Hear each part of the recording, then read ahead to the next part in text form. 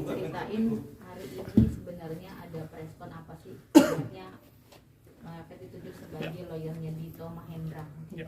Baik, selamat sore teman-teman wartawan. Pertama saya ingin mengucapkan terima kasih atas perhatian teman-teman sekalian dan bisa menghadiri konferensi ini sore ini. Dan sebetulnya inti dari konferensi pers sore ini Sabtu 25 Juni 2022 adalah terkait dengan laporan Mas Dito Mahendra terhadap Nikita Mirzani dan perkembangan penanganannya oleh kepolisian. Itu adalah inti dari konferensi pers sore ini.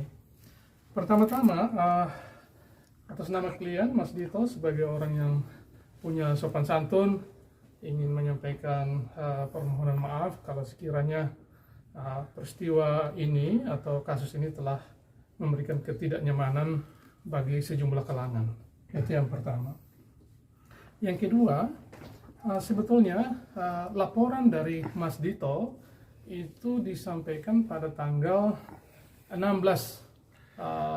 Mei 2022, sehari setelah saudari Nikita Mirzani mengposting di instastory Instagramnya yang intinya adalah ada gambar foto dari ada di atas ditulis nama Dito Mahendra, ya, terus ada fotonya, lalu di bawahnya tertulis bahwa Abang Propam jangan percaya orang ini, ya, banyak ngomong, penipu dan PHP, intinya begitu. Nah, atas dasar itu pada klien merasa telah dicemarkan nama baiknya, baik material maupun formil, material maupun jasmani, moral.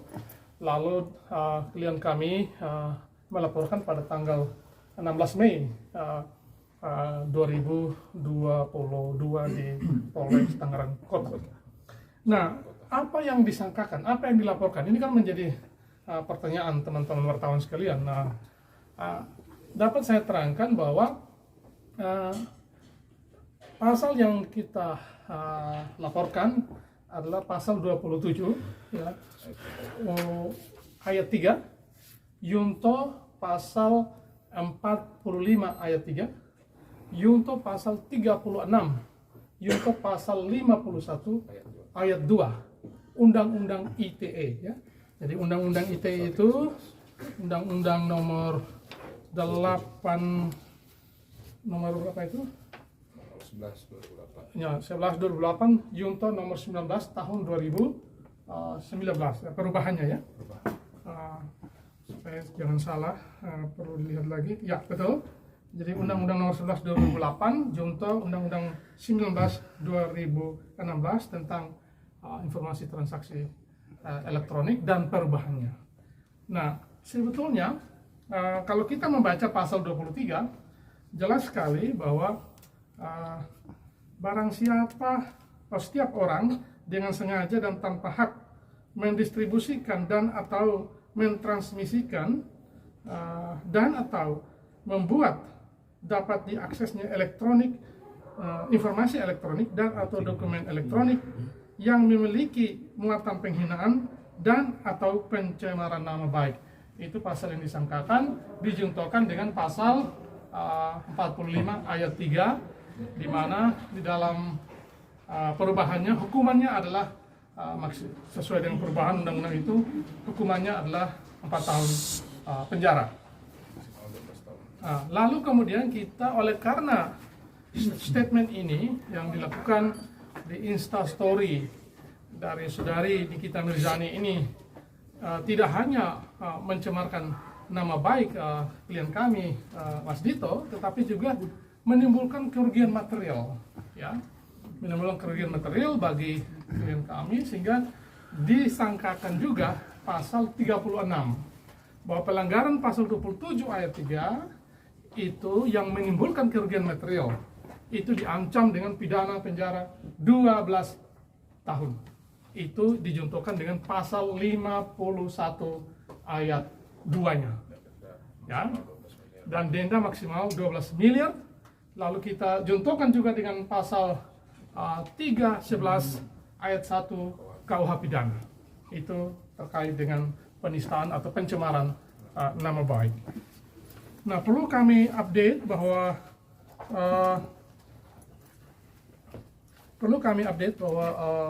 setelah laporan itu, beberapa waktu kemudian polisi menjalankan tugasnya secara baik, secara profesional sesuai dengan ketentuan KUHP, dan polisi telah memanggil secara patut Nikita Mirzani. Namun sebagaimana yang kita ketahui, Nikita tidak hadir, lalu kemudian baru hadir setelah ada peristiwa upaya yang dilakukan di rumah Nikita beberapa waktu yang lalu. Nah, teman-teman sekalian, dapat kami informasikan bahwa penyidik telah mengundang kami juga kemarin untuk melakukan upaya restoratif justice sesuai dengan surat edaran Kapolri tahun 2018. Namun sangat disayangkan bahwa terlapor dalam hal ini Nikita Mirzani tidak menghadiri undangan tersebut, sehingga upaya restoratif justice dapat dipastikan itu tidak dapat dilaksanakan. Terlepas dari itu, sebetulnya restoratif justice itu juga sulit dilaksanakan dalam peristiwa ini, dalam kasus ini, karena persyaratan materialnya kalau kita membaca surat edaran itu, salah satunya adalah, ini salah satu aja ya, salah satunya adalah bahwa terlapor bukan merupakan residivis. Artinya bukan merupakan orang yang telah dipidana, diputus bersalah atas dugaan melakukan tindak pidana tertentu. Jadi bukan residivis. Lalu persyaratan formilnya tentu para pihak harus bersepakat untuk berdamai. Itu inti persyaratan formil daripada restoratif justice.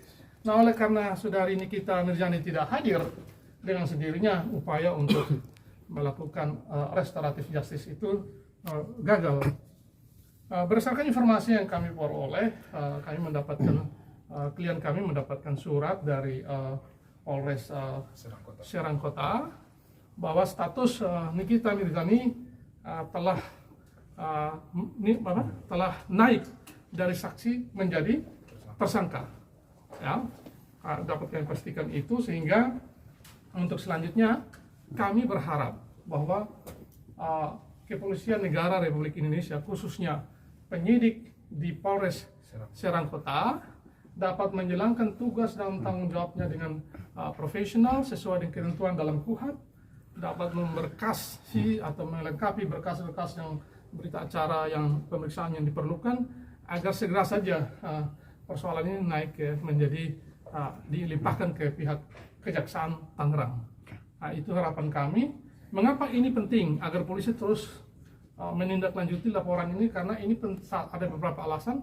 Yang pertama, kita ingin memastikan bahwa setiap orang sama di depan hukum, ya, equality before the law, ya. Yang kedua, kita ingin memastikan bahwa tidak ada orang yang bisa berdiri di atas hukum atau above the law, sehingga dia boleh seenaknya menggunakan media sosial di luar batas kepatutan moral dan hukum dan kepatutan. Ya, ini yang kita ingin sampaikan, bahwa kita mendukung penuh kinerja positif penyidik, dalam hal ini Polres Serang Kota, agar terus menindaklanjuti laporan kami, sekaligus untuk menjaga nama baik klien kami, Mas Dito, dan tentu nama baik semua orang yang berhubungan atau terkait dengannya, terutama keluarga besarnya, karena dituduh sebagai banyak omong, pemberi harapan palsu atau PHP di sana ditulisnya, dan penipu. Ini suatu tuduhan yang sangat serius karena bisa merusak reputasi bisnis dari seseorang. Ya, bisa juga merusak reputasi relasional seseorang dengan sesamanya. Orang yang tadinya baik-baik, ketika dituduh sebagai penipu, pembohong, atau PHP, lalu kemudian bisa saja terjadi hubungan itu renggang, dan bisa juga memiliki implikasi kerugian material bagi pihak Dito. Nah, teman-teman sekalian, kami berharap sekali lagi bahwa proses pemeriksaan dapat segera dilakukan dan pihak terlapor agar dapat bekerja sama dengan baik untuk menghormati dan menjunjung tinggi hukum. Itu saja yang bisa kami sampaikan. Terima kasih atas perhatian teman-teman semua.